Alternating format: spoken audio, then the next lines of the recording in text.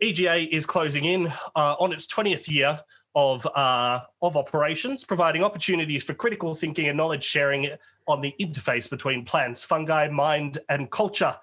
EGA truly embraced the psychedelic in the broadest sense of the word and beyond, into science, culture, policy, and nurturing the communal undergrowth that holds all of this together. So, without further ado, I will be introducing our guests tonight, and our guests are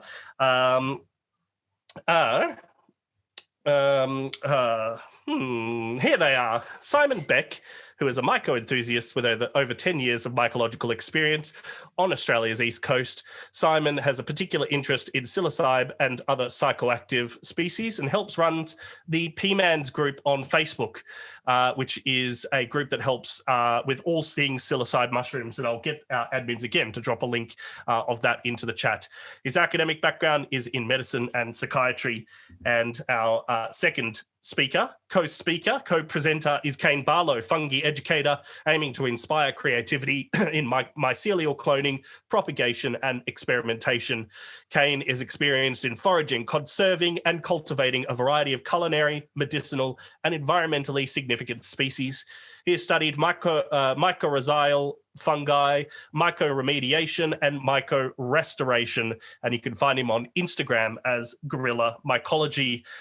Welcome, and now we're going to go straight into our presenter view. Welcome, Symon and Caine. Thanks, Nick. Thanks, Nick. Okay, I'm going to open with an acknowledgement of country. So we acknowledge the traditional custodians of the land from which we are both speaking. So Symon is speaking from the land of the Gumbaynggirr people. I really do hope I got that right. And I'm speaking from the land of the Wurundjeri people of the Kulin Nation. We acknowledge the custodians of plant and fungi knowledge who have passed down their wisdom to us. We pay our respects to elders past, present, and emerging.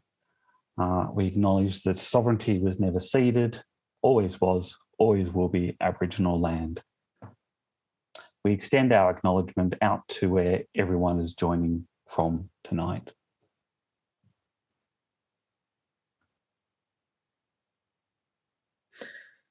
So, thank you all for coming along. Tonight we are going to talk about the results of the survey that we ran in 2020 with help of the Australian Psychedelic Society who hosted the survey for us. This is a brief overview of how the flow of tonight's going to go. We'll start with an introduction about what Wood-Lover Paralysis is and the current theories. Then we're going to talk about who participated in the survey. We'll describe the syndrome as given to us by the respondents. Then we'll go through the environmental factors that may play a role in Wood-Lover Paralysis, the individual factors that may play a role in Wood-Lover Paralysis, the consequences of the experience, including the psychological consequences of the experience as well. To start with, just as an overview, Wood-Lover Paralysis seems to have gained interest fairly recently. Caine looked through the Shroomery forums and found the first mention there in about 2010. Some of the responses that we had do suggest that this isn't a new phenomenon. It's just gained interest recently, which I think makes sense with the increasing interest in these mushrooms and the rise of social media, making it more likely that people are able to share that experience and find some information about it when it does happen. I think also historically there's probably a really good chance that lots of episodes of Wood-Lover Paralysis would have been dismissed as a psychosomatic phenomenon or a simple result of being too intoxicated and unable to coordinate your movement. There is nothing in the medical literature about Wood-Lover Paralysis, not even a case report, despite the fact that we know some people are showing up to hospital with it, which is a shame. And there's also been no direct investigation of the theories that exist to date. So our survey was basically aimed at answering some really basic questions to begin with. And the first of those is defining the syndrome. What is Wood-Lover Paralysis? What do we mean when we're actually talking about that, and how do people experiencing it? We also wanted to better understand some of the risks associated with it, the consequences that are actually emerging from it out there at the moment, and then explore some potential contributing factors that might have a role in Wood-Lover's paralysis. And we were hoping that in doing this, we would be able to not only contribute a significant body of knowledge about what this syndrome is and potentially what some of the risks associated with it are, but also to find some research questions for future work. There were some limitations to the survey. Sampling bias is obviously the biggest one. We can't really speak to the overall frequency of Wood-Lover's paralysis, and even though we did get plenty of responses from people who haven't experienced it, our sample was obviously quite biased because we advertised this as a survey about Wood-Lover's paralysis. So there exists a possibility that we heard from every single person in the country who's ever had it. I think that's unlikely, but effectively it does limit our ability to speak to the actual frequency of this. The survey wasn't designed for a formal statistical analysis. It's difficult to do that when you don't know effect sizes for different factors, and we didn't know what sort of sample size we were going to get either. It's also quite difficult when you're asking about a syndrome like this that we're familiar with from reading about and hearing about, to try not to ask leading questions but still get the information that we're interested in. So those were some of our limitations up front. This I will keep fairly brief, and I'm only going to talk about what I consider the predominant theory of what's happening behind Wood-Lover's paralysis, and that is the Origination Hypothesis. This chart on the right, this graphic, is showing a couple of different chemicals that exist in nature. On the left, under bufo species here, which are certain species of toad, bufotenin here is a potent psychedelic, and you can see where I've outlined in red up here, this terminal amine group here has two methyl groups attached to it. If that is methylated, it yields this trimethylammonium group in a molecule called bufotenidine, or 5-hydroxyserotonin, and it has been found to cause paralysis in rabbits. It causes a typical head drop that represents a likely neuromuscular junction blockade from an anti-nicotinic mechanism. I have linked a paper at the end that is where that information comes from. Just to show why we think that might be relevant to what's happening with origination, you can see here psilocybin in the mushrooms has this same dimethyl group on the amine here. If it is N-methylated, it turns into origination, and origination here we can see is extremely similar to bufotenidine in having this trimethylammonium ring. Obviously, bufotenidine here does not have a phosphoryl group, but we hypothesize that in the human body, origination is probably dephosphorylated to this molecule, which is 4-hydroxytrimethyltryptamine. You can see the only difference between 4-hydroxytrimethyltryptamine and this neuromuscular junction blocker bufotenidine is the ring position of the hydroxy group, which varies by 1. So on those grounds, it seems fairly reasonable to hypothesize that these might share some of the same neuromuscular junction blocking properties of bufotenidine. Unfortunately, there's no pharmacological data available on the anti-nicotinic activity of either origination or 4-hydroxytrimethyltryptamine. Recently, a synthesis was published for 4-hydroxytrimethyltryptamine and some receptor affinity data for some of the serotonin receptors, but not yet the nicotinic receptor. So that, at the moment, in my view, is the predominant theory, and also the most promising theory, or certainly one that could fairly easily be ruled in or out with some relatively basic investigations. Over to Caine. Cool. Okay, so the responses that we received from the survey, so we had 406 people respond to the whole survey. 168 responded experiencing Wood-Lover paralysis, and 302 people had heard of Wood-Lover paralysis before. A high proportion of those who had experienced Wood-Lover paralysis had heard of it before the survey. We did have some missing responses. We were certainly aware of the fact that we're asking people, about their their experiences with these compounds, these mushrooms, and they may not want to give away everything. So we didn't have required questions set up. So people essentially kind of just answered where they felt comfortable answering them. But as we go through, we have removed those missing responses. But in general, we had approximately about 3% missing in the data. In some cases more, in some cases less.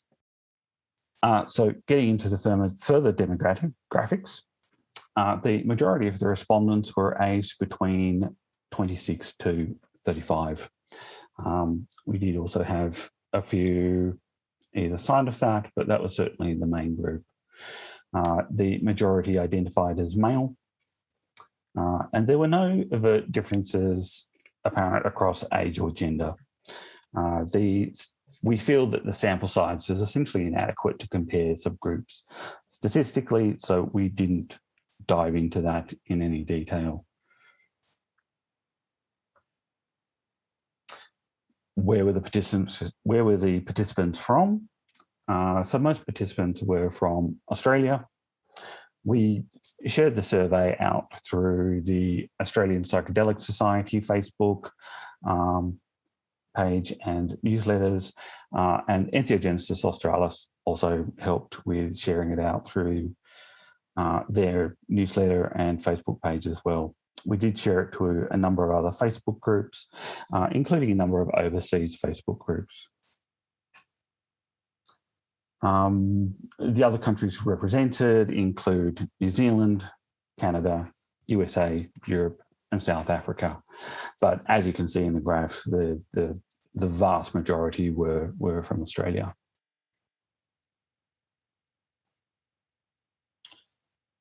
So with experience with woodlovers, the vast majority of people did have experience with wood-loving species, as you can see in the graph here on the top right-hand corner. And then when we start to look towards how many times people had ingested wood-loving species, quite a few people had between 1 to 5, and then over time that trend decreases. But then with the number of doses, we then also kind of notice that high proportion having experienced Wood-Lover paralysis through having had these lignocolis mushrooms.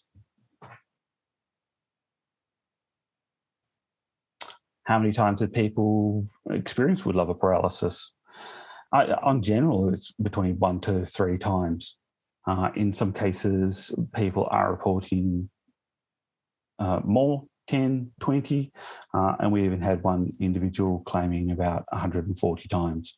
That's pretty keen, so impressive. And over to Symon. So in this section, we were asking specifically about the last experience with Wood-Lover's paralysis that people had. So you'll notice the number of responses in this is less than the overall set. This is about time to onset. So vast majority of people reported that the symptoms had started within the first 2 hours after ingestion. But it is worth noting that there are people saying that they only first noted symptoms long after ingestion, including quite a few responses of noticing for the first time the next day. In terms of which body part they first noticed the weakness in, legs and hands were way above the rest of the body parts that people reported, but there's still quite a significant number of responses for several of these other body parts. As you can see, face, arms, mouth, and eyes is also a relevant one. This is asking people about whether they experience difficulty walking, swallowing, or breathing during their most recent experience. And the point of this graph is essentially to say that walking is by far the most commonly affected of these 3 important functions. but swallowing and breathing were reported to be subjectively affected as well, not infrequently.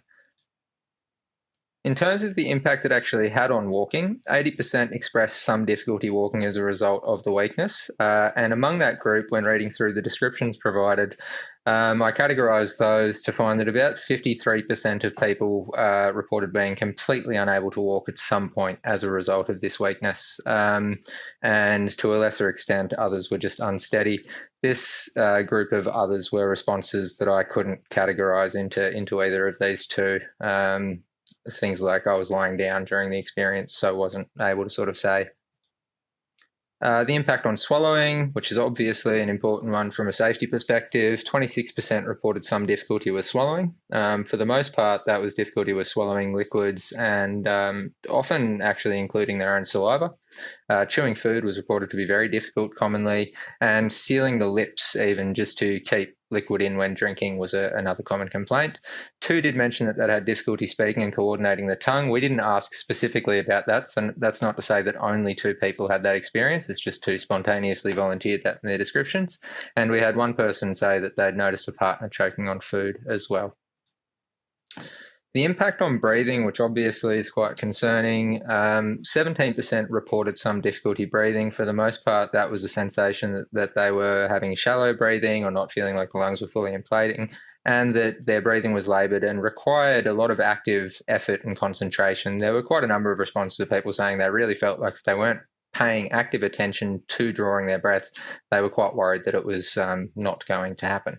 2 described panic happening, which worsened it, obviously fairly understandable and probably a difficult feedback loop to escape from. And 2 described fearing that they would stop breathing altogether during this experience. And again, these aren't things we specifically asked. They were just volunteered in the question about describing how your breathing was affected. Worth noting that this is a subjective experience of difficulty breathing, which is different to observed changes in, oxygen saturation and other sort of physiological measures of the effectiveness of your respiration. The nature of the weakness in terms of whether it was constant or varying, 58% reported that it was varying weakness, and among that, it was commonly reported that they were waves lasting minutes to an hour, usually half an hour or less, and that it migrated, that it would affect different parts of the body at different times. Still, that leaves quite a reasonable chunk of people who reported that the weakness was constant, and we had less descriptions about what was meant by that. So I'm not sure whether people were trying to suggest that the weakness was constant throughout the entire experience or if it was constant for a brief period and then went away and didn't come back. Unfortunately, can't dive into that too much more. Residual weakness, obviously important for planning your experiences, was common. 47% noted residual weakness the next day, and that includes one day and part day.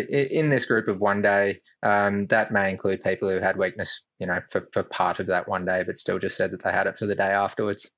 How bad was that residual weakness? So 26% said that they did actually have difficulty functioning due to that residual weakness. So that's after the experience has ended, still having weakness, impairing with your ability to do what you need to or want to do. A change in touch or sensation was reported by about exactly half of the participants, and that was usually described as a numbness or a loss of fine touch. Tingling or pins and needles was also quite commonly reported, and people mostly noted that in their hands and to a lesser extent the lips and the face as well. Things that made it better, 43% reported something that did make it better, and the most common of those was rest. Stop using the muscles and they improved. Relaxation, deep breathing, another common one, drinking some water. Antihistamines was mentioned by quite a few people. We'll have a chance to talk about that a little bit later on. And I found it interesting that staying warm was mentioned there by quite a number of people as well, for a reason that we'll hopefully be able to talk about a bit later too. And just as a converse to rest making it better, 3 people said that moving improved the weakness. It's interesting that 23 said that rest made it better and 3 said that moving made it better. things that made it worse, 34% noticed something that made it worse, and the most common of those was moving or using that particular muscle group made weakness in that particular muscle group worse. Cold, also again common here, and being anxious or focusing on the symptoms, seeming to make that feel like it was worse subjectively. And, dosing more made it worse in a couple of instances as well. Caine will talk about environmental factors. Certainly part of the discussion that comes up around Wood-Lover Paralysis is what factor does the environment play? So just to begin with, the geographical distribution of people who had experienced Wood-Lover Paralysis from patches. We asked where the patch was placed, and we managed to get some postcodes from quite a few respondents, which was nice. We only plotted out the Australian data. We didn't get enough overseas data. We did get a little bit, but given that on the whole it was Australian data, we just focused on that. Most of the points are distributed over 5 states, so South Australia, Tasmania, Victoria, New South Wales and Queensland. Western Australia is not represented in the data. There may be a few factors for that, but I'm not going to talk to that at the moment. Victoria had the highest number of responses, so it was quite good.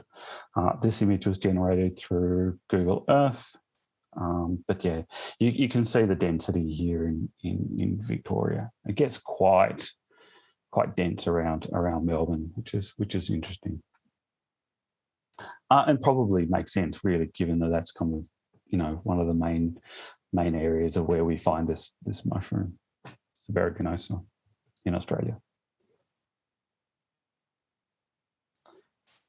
So with the substrate, we had a couple of questions. We had a multiple choice question, just asking people to just tick all that applied, essentially. So we asked about eucalyptus, pine conifer, which seem to be the main 2 kinds of substrate that people are recommended to go and look on. But we also included uncertain.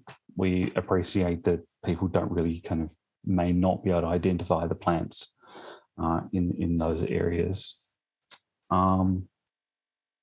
And then we also included other, and then we kind of asked what other substrates people were picking from. So out of that group, we achieved a nice kind of limited set of multi-choice responses. So on the whole, with the proportion between whether people had experienced or not experienced, it follows the kind of the pattern that kind of occurs throughout most of the graphs. That a higher proportion of people had not experienced Wood-Lover paralysis compared to people who had. What I found particularly interesting were the higher proportions of people who were experiencing Wood-Lover paralysis from substrates like eucalyptus other, eucalyptus, pine conifer other. And where else? There's another one here. I can't see it at the moment. But there was quite a big spike here on the pine conifer as well. The yellow bars are people who had experienced the amount of people who had experienced their last Wood-Lover paralysis in that particular category. Again, that was a multiple choice. The graph on the top left-hand corner are the frequencies across all those choices. So I dived into the data. I broke it up in terms of whether people had essentially chosen yes or no and then counted. You can see that eucalyptus and pine conifer are pretty much very, very similar in how often they occur. Other and uncertain, less so. So things like the substrates that came out with things like bracken fern, tea tree, Melaleuca, and a few other things. We had some overseas responses there, so things like alder chips, etc. The graph in the bottom right-hand corner are the responses from the most recent Wood-Lover paralysis. It's interesting to note that eucalyptus and uncertain with a main two, but fairly closely followed by pine conifer. So they're all kind of around the same level of occurrence. When we hang on, were there any other points? Yeah, so essentially no one substrate seems to be overly represented. Then we start to look at habitat. So we chose a variety of habitats here. So managed eucalypt plantation, managed pine plantation, native old growth, other, uncertain, unmanaged regrowth, and wood chip beds. The top right-hand graph is essentially, again, it's the frequency of options from the multiple choice question for everybody. And native and old growth and wood chip beds tend to have the highest frequencies there. When we look at the most recent Wood-Lover paralysis, wood chip beds are by far have the highest frequency. We do feel that no habitat seems overrepresented in those who have had Wood-Lover paralysis compared to those who haven't.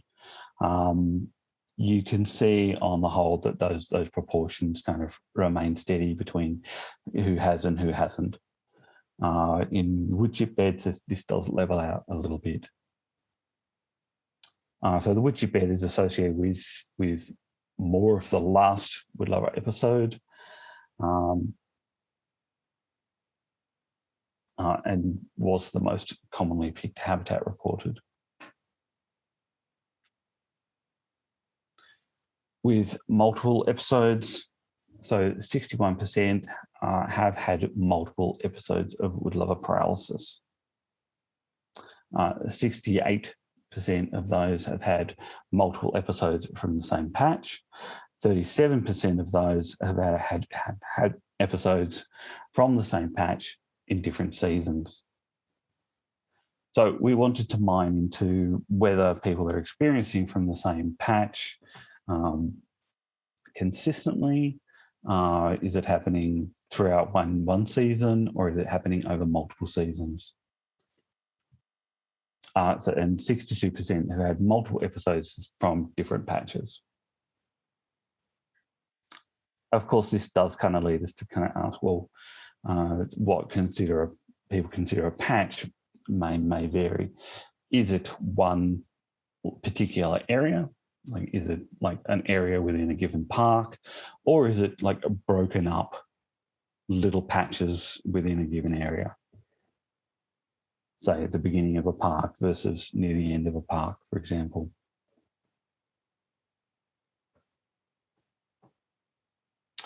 Were the mushrooms a wood-loving species? For the most part, yes. 7, no, and not always. 3 were unsure of the species. 2 mentioned that it might have been body load. 1 was Amanita muscaria, which kind of doesn't count. And then 1 was a cultivated Psilocybe cubensis, which is interesting. Within the cultivated Psilocybe cubensis case, the description of the symptoms were quite plausible for Wood-Lover paralysis. So it can't be excluded, as this is theoretically possible under the Origination Hypothesis. And we know that cubensis can produce this compound, but we expect in most cases it definitely doesn't produce anywhere near as much as, say, Psilocybe subaeruginosa. On to Symon for the individual factors. So these were factors that we were wondering about that might exist within the person that affects the likelihood that you will experience woodlover's paralysis. And one of the things we wanted to know about was whether allergies were more common in the group of people who were having woodlover's paralysis compared to the others. We found that that doesn't seem to be the case. You can see here the proportion of the orange bars, which is the people who've had woodlover's paralysis, compared to the grey bars, which is people who haven't, is pretty much the same in both responses to whether or not they have allergies. So these are people who've had woodlover's paralysis who don't have allergies, and this is the number of people who have not had woodlover's paralysis who don't have allergies, and then this is the numbers of people who do have allergies. So we can see the proportions there are about the same. Likewise, there was not a significant difference in the types of allergies reported between the different groups. And as you can see, the vast majority of the sample population did not report having significant allergies as well. And as well, in terms of medical conditions and whether certain medical conditions might increase your risk of developing woodlover's paralysis, we didn't elucidate responses that made that seem like it was likely. The majority of people in the survey did not report having a medical condition that they thought was significant enough to mention. And there was also no apparent difference in the types of medical conditions between the groups of people who do or who have and have not experienced woodlover's paralysis. I've said that the majority of the medical conditions reported were psychiatric in nature as well. But aside from that, there wasn't a significant difference in the type of medical conditions reported, depending on by the group of people who've had woodlover's paralysis compared to the people who have not. And the majority of people who had woodlover's paralysis in our survey didn't report a medical condition as well. Is the way that you prepare your mushrooms contributing to the likelihood of developing woodlover's paralysis? What we found was that most people are reporting consuming their mushrooms dry, and a lemon tek and a tea closely follow that. Unfortunately, we didn't ask about whether people were using dried or fresh mushrooms in their lemon tek and tea, so we can only assume that a lot of those, may well be dry as well. Here you can see the preparation for the most recent episode of woodlover's paralysis in the bottom graph there. You can see it's a very similar pattern to the overall frequency of options selected for the preparations people have tried. And as you can see, it has occurred with all of them. Dry, again, significantly overrepresented as the preparation to have caused the last episode, but dry seemed to be the most common way people were consuming these things as well. That isn't to say that we can absolutely rule out the possibility that drying the mushroom has some effect on whatever the culprit substance is, because it is obviously overrepresented. It would be really nice to know whether that is simply a representation of that being the most common way people are actually preparing their mushrooms, or whether that is actually contributing to the likelihood of developing woodlover's paralysis, but that's a point for future research at this point. Substance interactions. We know that people like to party. We know that people like to have a good time. But we were surprised to see how few people reported combinations of different substances during their most recent episode of woodlover's paralysis. 31% of people reported having taken some other substance, be that medication or another drug, during their last episode of woodlover's paralysis. Cannabis, probably not surprisingly the most common of those. Antidepressants, unfortunately, also very common in that group. Alcohol, a close third. And then there were a small number of other substances in there, but with no real clear pattern. They were almost all sort of one-offs of one particular type of medication or another. So that, based on this, doesn't seem to be a significant contributing factor either, or at least we can say that you don't have to be using these in combinations to experience woodlover's paralysis. There remains the possibility that certain combinations increase the risk of it happening. We haven't discovered that, and we can certainly say that it happens without combinations being a factor as well. Caine will talk a little bit about the response to woodlovers. So we asked everyone whether they had a dedicated trip sitter. 23% of people said that they did have a dedicated trip sitter. We were really impressed by this. This is very, very cool, and it's great to hear that the community is really getting in on that asking someone to hang out with you, spend time with you, and make sure everything goes well. It's good. We then asked whether people sought help when they were having issues with their Wood-Lover Paralysis. 19% did seek help. We then asked who they sought help from. So the graph down here in the bottom right-hand corner.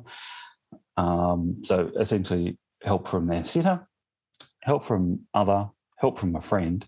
And we had 3 people, or for this particular graph, 3 people, or 1 person call emergency services. In the case of others, it tended to be wives, mothers, and friends. We had 5 people reported calling an ambulance for others due to Wood-Lover Paralysis, and 3 people reported having an ambulance called for them due to Wood-Lover Paralysis.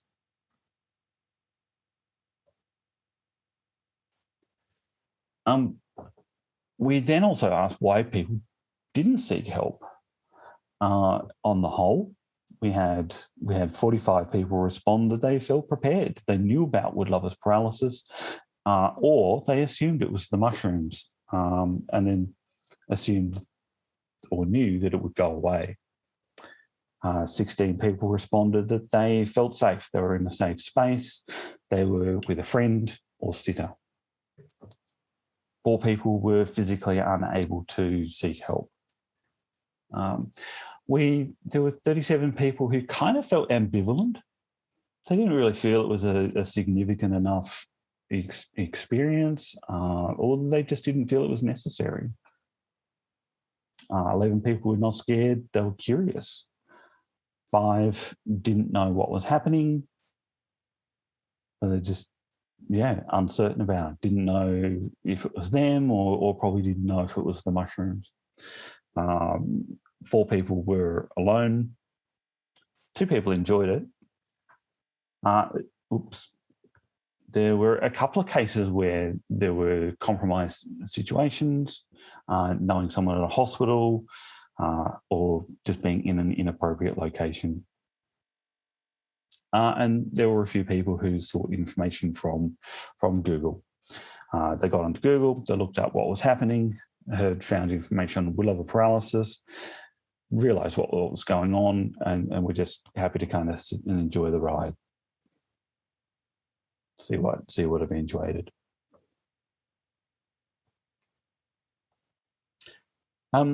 We asked about impact on ability to self-care. This is essentially a kind of a biphasic graph. So essentially the rating was 0, not at all, through to 10, completely unable to care for yourself.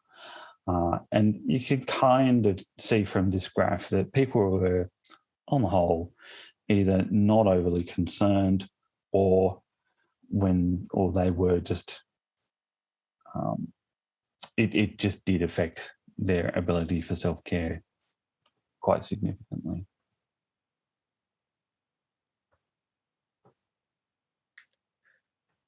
Falls and accidents. We wanted to know about some of the actual consequences that are occurring as a result of this, because obviously if your legs or some other body part can give way without much warning, there is the potential for some pretty significant bad things to happen. 22% did report that they'd had a fall or an accident as a result of the weakness or the Wood-Lover paralysis they were experiencing.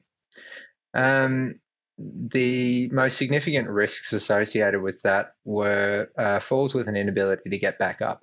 There were several instances people described of that happening on roads, at intersections or crossing roads, and a couple that occurred out in the bush as well, where without assistance they might have been grounded in the bush in winter until they were able to move again, which obviously in parts of this country poses a pretty substantial risk. There were also 2 falls from bicycles, which is obviously potentially pretty hazardous, and 2 near misses in cars, which is obviously very worrying. One of those was after the weakness had worn off. It then reoccurred while driving. Luckily, no significant injury resulted, but obviously the potential was there. And another was a return of weakness immediately after stopping driving, so unable to get out of the car after stopping the car. So I consider that, quite a near miss in that instance as well.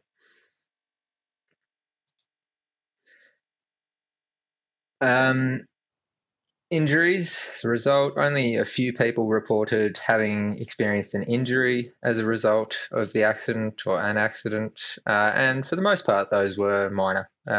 Falls resulted in grazes and cuts, foot or ankle injuries. There were a few, quite a few actually, reports of head impacts, so falling and hitting your head on something.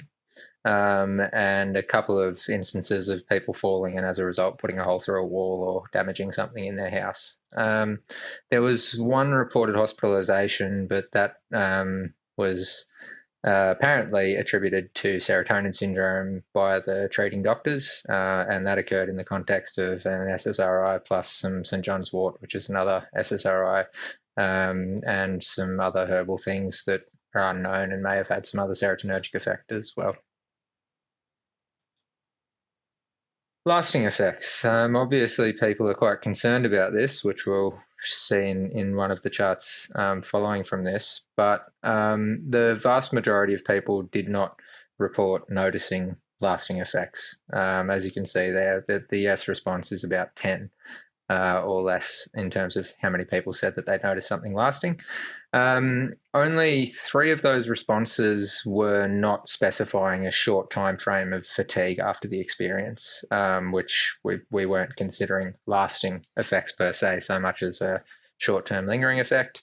The 3 that I thought were worth mentioning there were the fatigue, painful legs for 9 days. The issue with my legs seemed to be lingering longer after each session, and weakness and tingling on the left side of the body, which is a little unusual compared to most of the other reports. In these instances, apart from that first one, no duration of effect was given, so it's not really clear to us how long people were saying that they were experiencing those symptoms for after the episode. I think it's really encouraging that there aren't significant reports of really long-term lasting symptoms, at least in this group, especially given that quite a number of the respondents had multiple episodes of this occurring as well. And Caine will talk a little bit about some of the psychological consequences.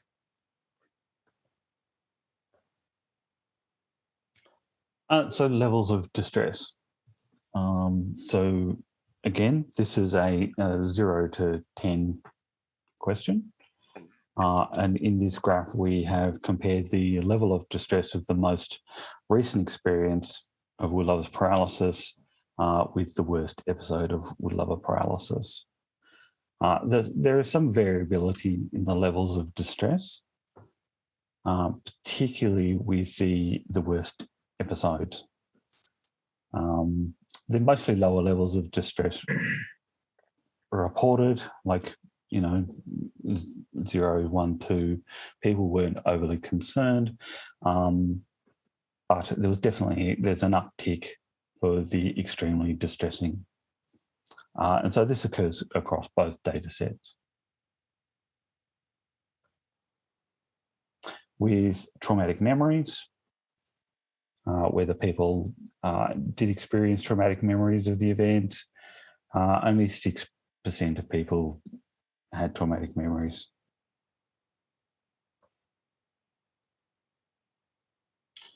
Whether people experienced anxiety about future episodes, 27% worried about taking psilocybin mushrooms again. 5% won't take the same species again, and 7% were unsure. Most people were worried about the long-term effects, so 12 respondents. And then people were also worried about traumatic experience, so 8 people responded to that. Injury, inability to self-care or respond urgently to a situation, worrying about others, whether it would impact work. These were other aspects that people were concerned about. Stop breathing, dying. Yeah.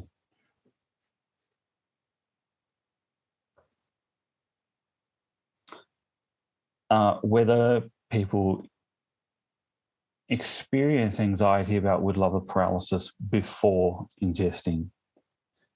So 16% experience anticipatory anxiety about Wood-Lover paralysis.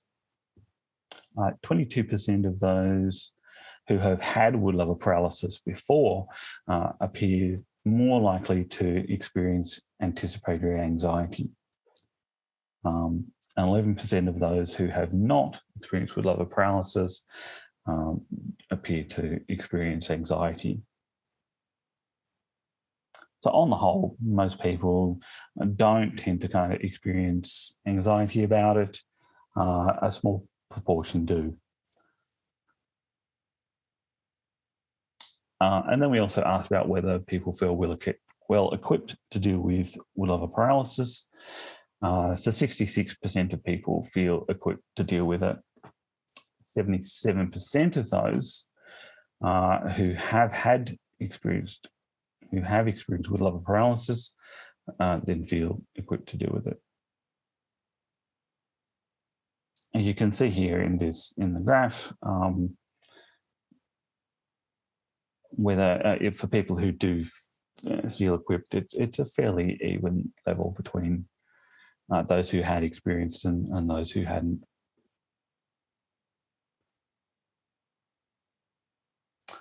And then conclusion, wrapping up. So with the theory, there is essentially limited actual evidence. So there's very early days indeed. There's a lot of work to do on this particular topic. So the syndrome itself, it's variable in presentation. It typically starts within 2 hours of dosing, but delayed onsets can occur. The weakness frequently affects walking, swallowing, and to a lesser extent, subjective breathing. There's significant residual weakness for 1 to 2 days, but significant residual weakness for 1 to 2 days is not uncommon. Weakness may worsen with using the muscle as well as cold, which is something I think Symon will talk to in a little bit more detail shortly. With substrate and habitat, so Wood-Lover paralysis has been reported from all listed substrates and habitats. It remains unclear what roles these play. The possibility is that it may be an epigenetic factor, something in the mushrooms is being turned on and it's producing a compound. And then the other option is that it's some other compound from what I theorize within other substrates. When you start to kind of look at that a little bit more, there may be something within other substrates that are coexisting with, say, your eucalyptus, your pine, etc. It'd be really nice to kind of hear from people more details about the substrates and habitats they're collecting from. Again, further research. Symon. In terms of the individual factors, I think that we can probably say that allergies and specific medical conditions, as well as varying substance interactions, don't appear to be a necessary factor. That's not to say that there may not be certain allergies, particular medical conditions, and particular substance interactions that would increase the likelihood of developing Wood-Lover's paralysis or worsen the consequences that you might experience as a result of Wood-Lover's paralysis. But they don't seem to be a necessary prerequisite for having that experience in the first place. And that preparation may still be a factor. Dried mushrooms were so dominant in the preparations generally, but also in the last episode of Wood-Lover's Paralysis. So it would be really nice to, in future, delve into whether there are some chemical changes that occur when drying the mushroom that might be relevant to this, because I think we can't necessarily rule that out. But it can also happen with fresh preparations and teas and lemon tech and food. And we had some more inventive modes of preparation as well that still had caused it. So it's possible. And in terms of the consequences, they're primarily in our data set related to the weakness and the direct loss of muscle control. So it was falls, falling from push bikes, being stranded in places that you don't really want to be stuck, and the possibility for driving. There was also one report of sort of this occurring while swimming, which obviously carries pretty significant risk. I do want to, without being alarmist about this, highlight the fact that we are not excluding the possibility that breathing can eventually be significantly impacted by Wood-Lover's paralysis. And if it is a nicotinic neuromuscular junction blocker like bufotenidine and like many of the other sort of widely used anesthetic muscle relaxing agents that act in that same way by antagonizing the nicotinic cholinergic receptors at the neuromuscular junction, it should, under some circumstance or at some level, impair breathing substantially. There is a reason why when you go in for an operation, they do the breathing for you, and this is it. Your diaphragm and the intercostal muscles of the ribs are all going to be affected by a neuromuscular junction blocker that works as an anti-nicotinic agent at some point. That brings me back a little bit to the possibility of substance interactions. I would be cautious of consuming substances that are known to suppress respiratory drive when taking mushrooms over species that are known to cause Wood-Lover's paralysis, because I think there is certainly the possibility that if you are combining things like opioids, benzodiazepines, high doses of GHB, or significant amounts of alcohol, and then experience Wood-Lover's paralysis, there is the possibility that those two can interact and lead to serious issues with breathing, a serious suppression of your respiratory drive and possibly not breathing. So I don't want to be alarmist about that, and I think Caine and I are both fairly conscious about the fact that in bringing to light sort of some of the issues around Wood-Lover's paralysis, we risk scaring people off, and we also risk this being used as another armament in the prohibitionist toolkit. I think the fact that it hasn't happened in our 165 odd reports, many of which were multiple episodes of actual Wood-Lover's paralysis, the fact that nobody's experienced serious consequences as a result of respiratory suppression is really encouraging, but I don't want to give the impression that it wouldn't be possible.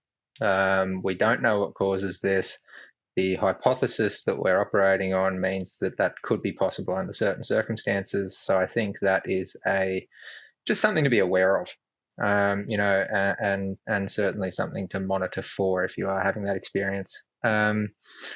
There's no clear reports of lasting physical issues in our data set, which again represents quite a large number of experiences with Wood-Lover's paralysis. And, obviously that doesn't rule out the possibility that there have been subtle changes or something along those lines, but there hasn't been anything reported in this group that represents an obvious and serious lasting consequence of having had this experience, other than in some instances, traumatic memories.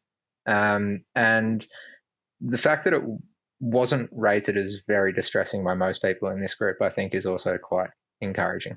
It obviously was to some, but it wasn't to most. And hopefully with more awareness around the normal progression, the known experiences of other people who've had it and what consequences they did and didn't face, some of the anxiety that might happen if it does happen to you can be mitigated by remembering that this has happened to a lot of other people, that we've presented their experience here, and that they were all okay at the end of it.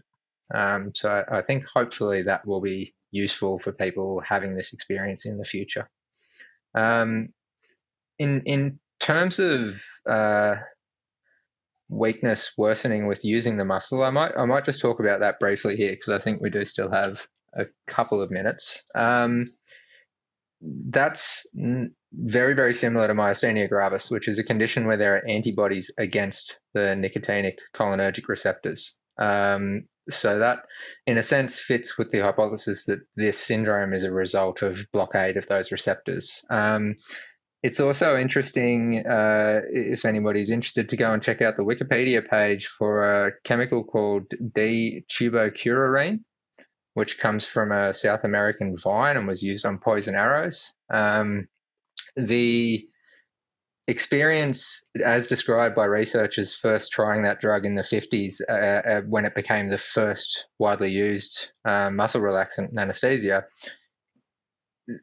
it fits really clearly with my concept of this syndrome. And it is another trimethylammonium anti-nicotinic neuromuscular junction blocking drug. So I think you combine that with the similarities with myasthenia gravis and the similarities and the animal data from bifentanidine, and it all goes towards supporting the notion that this, whether it's origination or not, seems to be a anti-nicotinic neuromuscular junction blocking effect.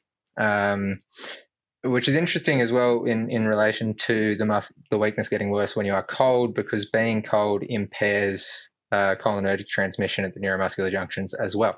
So if that is the issue and then you get cold, it is more likely to make the weakness come on and be worse. If you warm up, it's more likely to get better. If you stop using the muscle, it's more likely to get better. And that fits really well with what we've had reported to us, and it also fits well with the theory. So I think in that sense, we've gone some way towards matching the two up a little bit, which I think is a really good outcome from the survey as well. On to our thank yous. First and foremost, everyone who participated in what we acknowledge was quite a long and at times seemingly repetitious survey. Thank you so much. You know, I know how long that survey took to complete, and the fact that so many people, including so many people who hadn't actually had Woodlover's paralysis, sat down and went through it, is amazing. And I think it goes to show the thirst for knowledge that exists within the community, and the keenness of the community to answer questions that are relevant to safety within this community and within this setting. The Australian Psychedelic Society hosted the survey for us on their website, which was amazing. I really appreciate that. And EGA, thank you so much for having us come along and letting us actually talk about the results. And hopefully this presentation will serve as a good reference for people into the future to get a basic understanding of what Woodlover's paralysis is, and some of the factors that we've explored through this, which may hopefully guide some future research as well by us and by others. And a huge thank you to Facebook groups as well. Thanks to definitely the PMANS community. It's an amazing Facebook group. Thanks to Shroomery for helping advertise, and other groups. There was Woodlovers United from America, and there's a number of other Australian groups as well. Psilocybe Tribes, Psilocybe Hunters. Who else? Silver Linings. Yeah, Silver Linings. Yep. They've all been very, very positive and have helped spread the word. So much appreciated.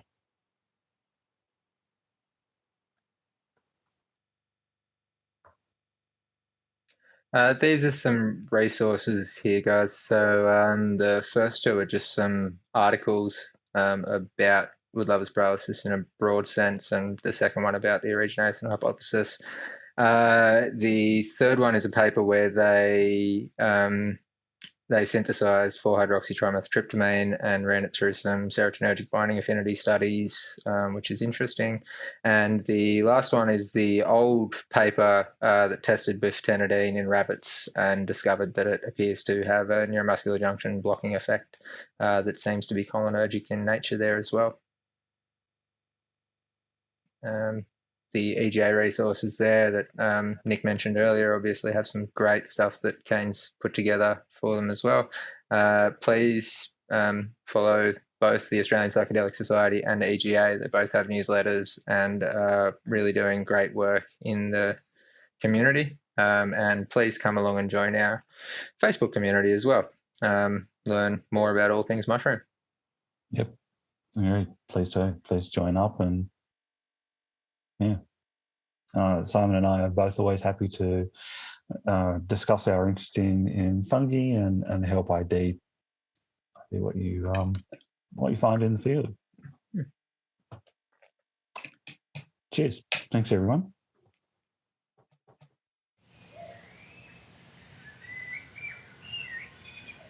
I've been quite interested in microdosing research the last couple of years, and we've got this new study that's just kicking off now, actually.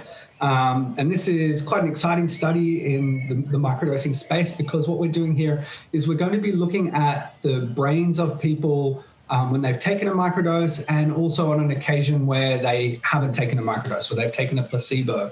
And we're really going to be trying to see if we can find any neural markers that are kind of signatures of the effects of microdosing. And so we're running this study in Sydney. We're looking for people who are already microdosing. We want to investigate a very kind of naturalistic approach to microdosing. So we want to see what happens when people microdose in the ways that they actually do microdose out in the real world. So if there is anyone who is microdosing, and we're looking at psilocybin only for this particular study, so if there's anyone who's microdosing with psilocybin in the Sydney region and would be interested in taking part, I'd love to hear from you. There is a small payment for participants, and we do also cover transport costs to the university and back. So we try and make it as easy for people to participate as possible. But we're really hoping to reach as many people as we can in this study. So if you are curious about microdosing science and understanding the effects that this has I guess from a neural kind of perspective, we'd really appreciate the help. I've got information on a website. It's just microdosingstudy.com. So if you just go to that website, there's all the information of what we're looking for, and you can sign up there.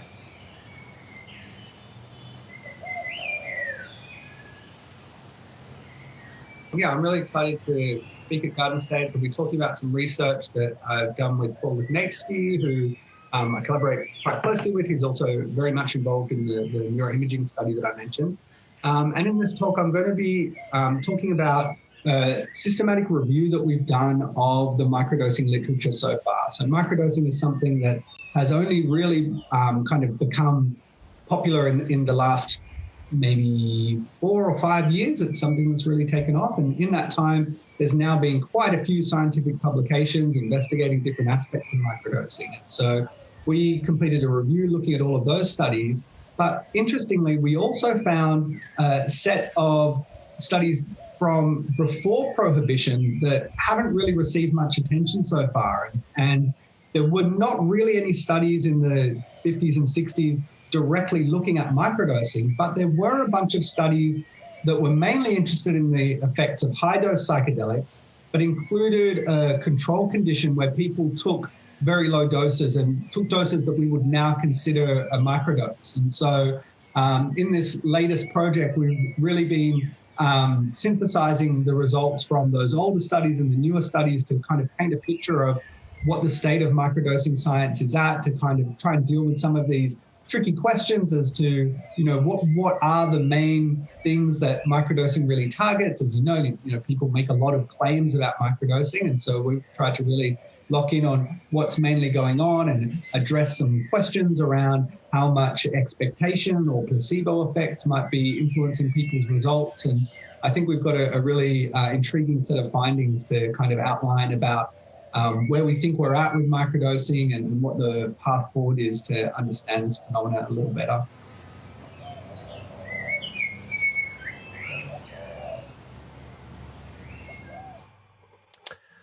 And welcome back to our two presenters. We are going to be doing a question and answer session now, hearing from both of our presenters and all the questions that you have. So do send your questions in via the comment section on YouTube here, and we will get to them with our first question. And I've got questions going here, so I'll wait for our first question. I've seen a lot of them, and really just want to express my thanks to both of you for doing this study as well, because about a decade ago, and I mentioned this in the comment section, I experienced it myself as well. It's the only time that I've ever experienced it, and I actually thought that maybe it was due to some mushrooms that a friend had that seemed to be contaminated. They seemed to have another fungi growing on them. He'd kept them in a place that wasn't quite sealed properly, so something had got in there. They weren't quite dried out properly. So in my head, I was always like, well, it's important, and I think this is important anyway, always make sure to dry out mushrooms properly, keep them in a cool, dry place. So I don't know if that had anything to do with it, but it's the only time that I ever experienced it, and that was my association. But hearing from the study, there's a lot of different reasons why people seem to see this happening. So our first question is what about antihistamines? Would they treat Wood-Lover paralysis, or could they be taken to prevent Wood-Lover paralysis? So I might start with this one. That seems to be the sort of common answer to this problem. You see it mentioned a lot on the different forums and on the internet. Some people absolutely swear by them, and some people seem to pre-medicate with them. I, from my medical knowledge, can't think of a direct reason why either the peripherally acting H2 antagonists like sertrazine and all of the newer antihistamines, or the centrally acting antihistamines, the sedating ones, should have a direct impact on Wood-Lover's paralysis if it is a anti-nicotinic neuromuscular junction blocker, which seems to, at this point, be a reasonable hypothesis. So I can't draw sort of a link, theoretical link between antihistamine and fixing weakness that results from anti-nicotinic blockade at the neuromuscular junction. Yes, the older antihistamines are anticholinergic, but they are specifically anti-muscarinic in the central nervous system.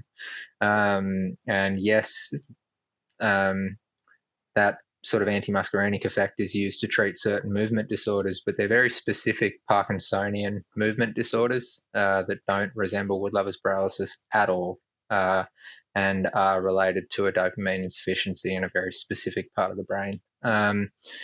Interestingly, that the D-tubocurarine I was just reading today actually does release histamine as well. It is not the cause of its paralytic effect, but it can release histamine. So I'm wondering if there's not some possibility that there is some other histamine release going on through a similar mechanism of action. Totally hypothetical. I'm just musing on that one. That may mean that taking an antihistamine improves some symptoms that you're experiencing in addition to the paralysis that then make you feel better.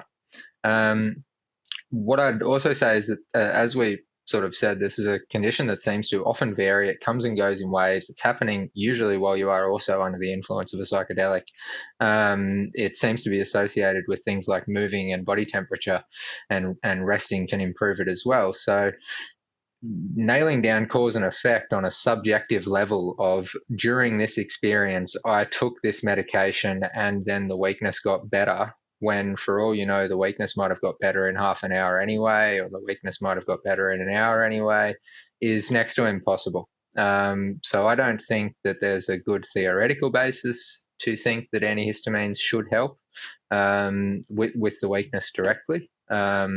And, nor do I think there's a sort of valid theoretical or hypothetical role for histamine being directly involved in the in the pathophysiology of the Woodlover's paralysis, which is another thing that you do see mentioned, that maybe this is a result of contamination or histidine or something somehow producing excessive histamine in the body. The Woodlover's paralysis isn't associated with symptoms that you would typically associate with a massive systemic increase in histamine concentration. So I don't think so. It's also worth bearing in mind that the older antihistamines can induce movement disorders, not all that infrequently, including a really uncomfortable sensation called akathisia, where you need to move constantly to feel comfortable. Obviously, if that's going to make the weakness worse, that's a problem. Plus, it's just an awful feeling generally. And the older ones are also quite sedating. Plus, they're not free of interactions with other medications. So approach that with caution. I think, from my perspective at least, and that's operating on the basis of the fact that I think origination and its dephosphorylated metabolite are the most likely causative agent here, I don't think antihistamines are likely to be the answer to that question, unless it's by some mechanism that I'm just not familiar with or aware of. Caine, did you want to add anything on that? That was pretty comprehensive, Symon. It was very comprehensive. It's not really a topic that I can speak to in any great detail, especially given Symon's expertise. Sure. Just remember as well that if you want to catch either of these two on social media, you can grab their social media from above me over there and over there. Our next question, is there any data on Woodlover paralysis and dosage, higher dosage, lower dosage? Do we have any data on it? Well, we didn't collect any data. We probably should have in some small way. And there doesn't seem to be any on the internet. It does seem to just be an anecdotal thing. People do certainly seem to think it is a dosage-related effect. I would think if it was something to do with the amount of psilocybin, you would get it in some of the really high producing cubensis strains. PE, albino, enigma, some of these other strains that get up to 1.8% dry weight.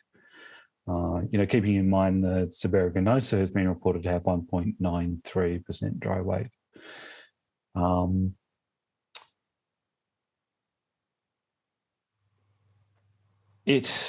But it may be related to dosage in terms of, I guess, subaeruginosa, like more potent subaeruginosa may produce more of the actual compound. Mm-hmm. But again, this is something that kind of needs to be looked at and studied. And I was just going to mention, we did have a couple of people say that they'd noticed that it happened after redosing or dosing more. It hadn't been there until then. Again, it's a variable syndrome that has a variable time of onset. So whether that onset of the syndrome is actually a result of that redosing is, unknown. But just worth mentioning that was reported a few times. And there were at least one report of somebody who said they'd had some weakness from just a single specimen of subaeruginosa, which, that can sometimes be enough for it to be quite a psychoactive dose as well. But I feel like there's the possibility that the dose in terms of the dose of psilocybin you are consuming does not necessarily correlate to the dose of whatever the culprit is, because the dose of whatever the culprit chemical is, the concentration of whatever the culprit chemical is obviously varies a lot, even within the same species.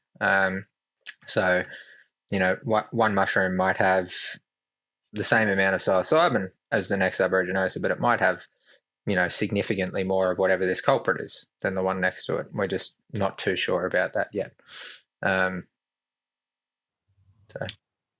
Are there any habitats or substrates that people should perhaps avoid picking so that they don't get woodlover's paralysis?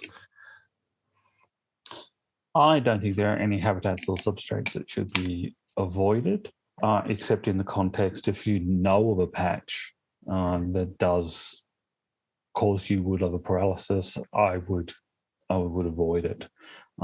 That's if you find it problematic. I mean, there were a couple of cases of people who enjoyed it or found it an interesting experience.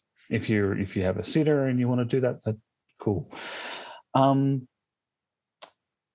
But no, as you could see within the graphs that we had, there was no one substrate or habitat that was particularly overrepresented. There were a couple of peaks around things like the wood chip beds, and there may be questions around some of the other substrates. Are there some substrates that aren't setting off an epigenetic trigger to produce more of the compound that's causing the problem? But there's problems with that, with identifying what that substrate is. In some cases, if you just have a large bed of debris, you may not know exactly what's in there. So it's kind of hard to determine. But my advice would just be, if you don't want to experience Woodlover paralysis and you know that a patch does, just avoid it. Simon, do you have anything to add? No, I think that's it. Next question is, do you think that woodlover paralysis is related to botulism or cholinesterase inhibitors?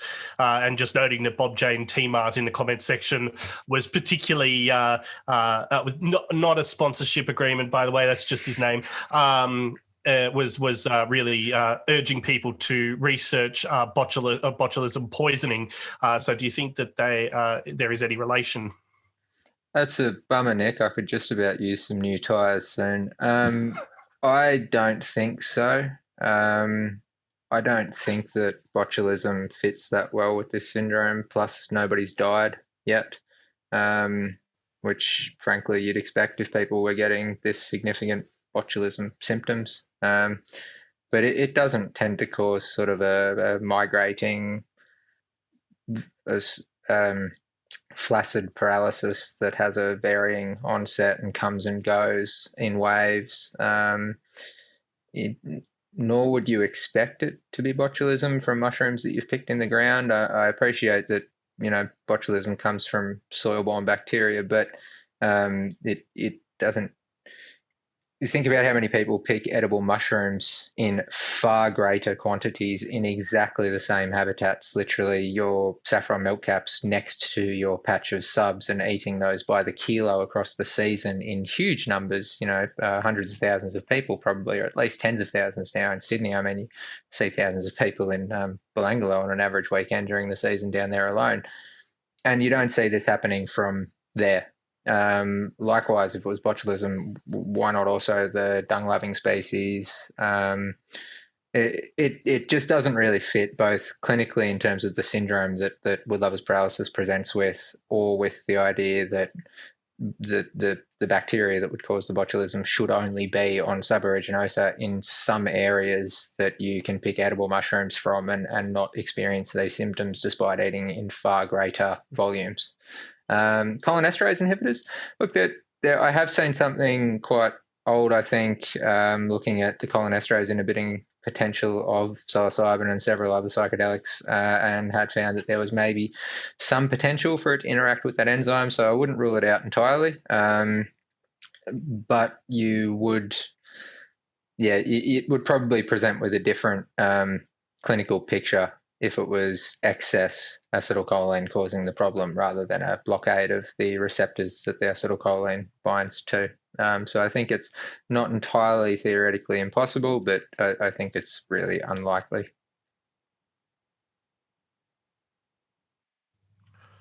Okay, a harm reduction question here, I suppose, in relation to the paralysis, and if anybody needs to seek help because they're experiencing Woodlover's paralysis.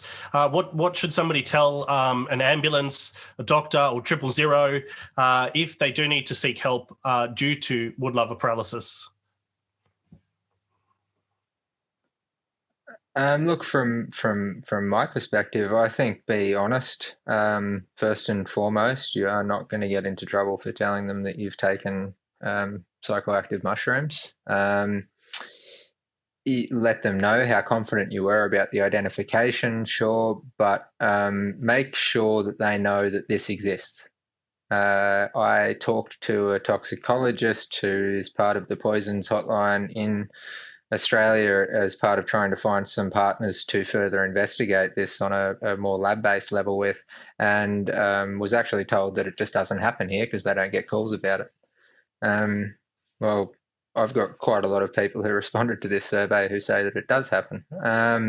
So I think they need to be told what you think it is and directed to resources to read about what you're telling them it is, and then they can decide whether or not they believe that that's what it is or it's something else. So I think there is enough information available online now, including some of the resources we've included in the resources section, as well as, this talk that will hopefully be able to be used by them as a resource to essentially see whether what you're presenting with fits with what other people have reported as this syndrome. Or how this syndrome usually presents. Thank you for all your questions and comments so far in the comment section. If you do have more, then drop them in and we will get to them. Next question on the Origination hypothesis. Can we synthesize Origination and observe the phenomenology when administered to test participants? Is that something that we could do to test that as a hypothesis? We could definitely synthesize it. People have been able to synthesize it. Certainly, there's some of the studies in the United States where they've been able to place the genes responsible for psilocybin and other tryptamines. They're able to produce these compounds. So it's certainly not difficult. I guess the problem would be they would fall under a DA license in the United States and a Schedule 9 license here in Australia. So going ahead and actually synthesizing it could be problematic from that perspective. And then administering it to participants, well, that's a whole other ethical ballgame. And I know Symon can speak to this in a little bit more detail. Effectively, what Caine said, I think, is the major barrier. I've been reaching out to people here and now overseas because the interest here seems quite limited. And the response I got back from the Society of Toxicologists in Australia was that it is going to be difficult to do because it's a Schedule 9 substance. And associated with that, then the licenses, costs, storing procedures, and all of that stuff is difficult to deal with. So unless they think there's a really important reason to do it, which they don't seem to think this qualifies as, then that's unlikely to be done here unless we can find somebody particularly interested. So if anybody knows any clinical toxicologists or pharmacologists or drug developers of the legal variety who would be able to help us with that, please point us in their direction or them in ours. In terms of how you'd actually test it, I am hopeful to hear back from the company that synthesized the dephosphorylated metabolite of Origination recently to see whether they did follow up their serotonin affinity binding studies with some nicotinic affinity binding studies as well. That would effectively answer the question without needing to do animal or human testing. You can just test the receptors in a panel, see whether it binds, see whether it inhibits the binding of another competitive agonist. And otherwise, animal trials would also be possible. So that's certainly what we are hoping to pushed to have done or hoping to see done by others, because that would at the very least rule in or out origination or its metabolite. So in short, yes, it's possible, but technically challenging because of the legalities and I think just a lack of interest. These things cost money, probably not super cheap to synthesize a chemical. There aren't reference samples available anywhere for origination to just buy, so you'd have to actually pay somebody to synthesize it, which at that level I think probably is quite expensive, although I might be surprised. So yes, possible, technically challenging, but hopefully with enough pushing we can garner some interest to make that happen. And building on from our question earlier about contacting emergency services, this is the this probably should have gone before that question, because if you're with somebody that experiences Wood-Lover paralysis, before you're calling a doctor or emergency service, which you absolutely should do if you're sure that there's an emergency situation, but always engage in harm reduction practices where possible. So make sure that you're knowledgeable about what to expect with these experiences, and understanding. Watching this today is a really good way to understanding this phenomena. So what should somebody do if they are with somebody that's experiencing Wood-Lover's paralysis? From my perspective, I think at least observe for the potential risks, manage those risks. Do not ride a bike, get in a car, go swimming. If you're experiencing that. If you've taken the same mushrooms as the person you're with who is now experiencing that, also don't do those things, because as we've seen, it can come on at different times for different people and it can come on quite suddenly. So be safe with your setting, be safe with your environment. Would probably be a good opportunity if you are not a sober sitter to contact somebody else who might be able to come and provide some observation in a sober mind state. The risk of choking while trying to eat or drink is obviously quite apparent, so try to avoid that. Obviously don't dehydrate yourself dangerously in the process of trying to avoid that, but manage those two risks. Drinking, might cause choking might cause pneumonia. These things can flow on, so manage the risks that we know do exist and monitor them. And as I said, I think from the medical standpoint, the biggest concern here is the potential for a significant suppression of respiration. Monitor their breathing, monitor how well they're breathing, monitor the color of their lips and their mouth, their tongue, especially if that starts to go pale or blue or anything like that. You definitely need to call an ambulance regardless of how they look otherwise. Warm them up, because that does seem to potentially play a significant role in improving it, and reassure them. You've now got at least our survey to point to and say, look, there's 165 odd other people who've had it, some of them multiple times, one of them 100 plus times, and none of them have reported lasting consequences and none of them stopped breathing. So reassure. You obviously don't want to sit there and say, oh, how are you breathing? How are you breathing? How's your breathing going? Because they're going to freak out. You need to monitor that yourself. And having some idea around basic first aid and what to look for in terms of monitoring breathing, I think it's just a good general rule for all of us, period, regardless of whether we're taking substances or not. Go and do your first aid certificate so you have some way to actually evaluate breathing and respiration in settings like that. Reassure and monitor, and don't be afraid to call for help. If you're seriously concerned, if you're legitimately worried, particularly if somebody's had combinations of other respiratory depressants as well, and then they're starting to sort of look like they're struggling to breathe with paralysis, just call for help. Going to hospital under the influence of a psychedelic is no doubt a very difficult and challenging experience, but it's preferable to worst case possible outcomes, if not. I think we're nearing the end of our questions now, and thank you to everybody who has asked a question. Remember as well that we are doing this every month up until Garden States in December. Gardenstates.org is the website. If you want to buy tickets, you can do that now and see the full range of speakers that will be available. It will be a hybrid event as well. There will be an online component. You will be able to change your ticket to an online ticket. So if you're concerned about what's been going on with lockdowns, cancelling events very last minute, EGA is responsive to that and is offering this online component. Regardless of what happens, that will be available, and you will be able to switch your ticket like that if something were to happen and you're not able to leave wherever you are, if it happens to be interstate and interstate's locked down, or if we're, mushroom forbid. Yeah, that's about right. Locked down here in Melbourne again. But I'm going to touch my laminate, which is not wood, but I'm not superstitious, so it doesn't matter what I touch, really. Our question now, what about, and this one, I guess, is just asking you to speculate a little bit.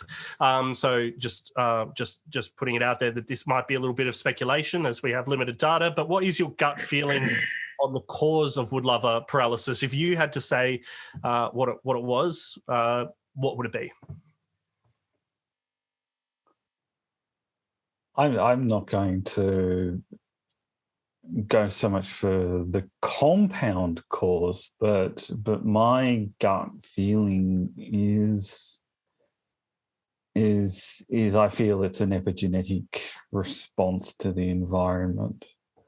How that works, don't know. Why is this mushroom producing these novel compounds? I guess that's an interesting question to ask. And there are ways that we could possibly start to mine that using genetic methods, bioinformatic methods in the near future. It would be really nice to be able to collect some of these specimens, sequence them, and then see what's there. But yeah, my gut feeling is that it's epigenetic. That is, that there's maybe some substrate, some kind of other substrate that people are not necessarily picking up on. Maybe it's pre-existing tryptamine-like alkaloids in the environment, higher levels of nitrogen, etc., that are triggering a greater production of the compound that's causing the problem. I would be really keen to know more about the actual substrates that people are picking from. I'd also be, like if you're picking from a given area, are you getting wood-lover's paralysis from that side of a patch or that side of a patch? Because maybe there's something over there that those ones over there aren't getting. Who knows? It's doing this survey has kind of really opened up some interesting questions about that. And I think in terms of compound, I would want to see origination and 4-hydroxytrimethyltryptamine excluded before even pursuing other chemical avenues, because I think their similarity to bufentanidine just makes them an obvious choice to explore. The fact that we know that any mushroom that produces psilocybin should have the capacity to produce origination to some extent, I think increases that possibility. And then, as Caine said, and as he's sort of opened my eyes to as well in discussing this, is that there's got to be some interaction between mushroom genome or epigenetic, gene expression and substrate that is increasing the production of whatever the culprit is in different groups of the same species. And I did used to think that maybe it was just something that was coming directly from substrate into mushroom. I think that's probably unlikely. But as Caine's mentioned, there's a lot of things that can come from substrate that might change the way the mushroom processes its chemicals. And there is also just possibility for random genetic mutation that increases the activity of the enzyme that methylates psilocybin into origination. That then may explain it, which might explain to some extent the sort of observation that's if a patch causes it, it's likely that patch causes it again. I thought initially that was a substrate thing likely, but talking to Caine, I think it's probably more likely that there is some genetic aspect that may be related to substrate as well, but that it's the genetic control within the mushroom changing and altering how much of the culprit that it's producing compared to its neighbours that don't, that's responsible. Well, thank you to both of you, Symon and Caine, for answering the questions and for the work that you've done on the Woodlover's Paralysis study. I hope that it's just the beginning of more research into this area, because I'm sure for anybody that's experienced it, we would love to know some answers. So thank you both. I'll just cross back and say that Garden States tickets are on sale, gardenstates.org, so you can grab those now. And also don't forget to follow EGA on social media, on Facebook, on Instagram, and on Twitter, where you can get updates about ethnobotanical research, psychedelic research, and other things, plants, drugs, psychedelics, etc. Thank you very much for everyone for tuning in tonight to Wood-Lover Paralysis survey results. And just finally want to leave you on a reminder as well of the resources, that fantastic resource. Always arm yourself with as much information as possible. That helps you to reduce any potential harms and also potentially maximise benefits. So make sure to keep yourself as informed as possible. Share it with your friends, share it with family, share it with anybody who might be interested. And again, this fantastic new artwork for the Garden States event, and you should be able to find that in your inbox, along with the 15% off code for ISWAS t-shirts, which you can get now. I'm wearing my ISWAS jumper, which you can see here. ISWAS. Thanks very much for joining us tonight, and keep engaged, and we'll let you know what next week's event is soon. Good night.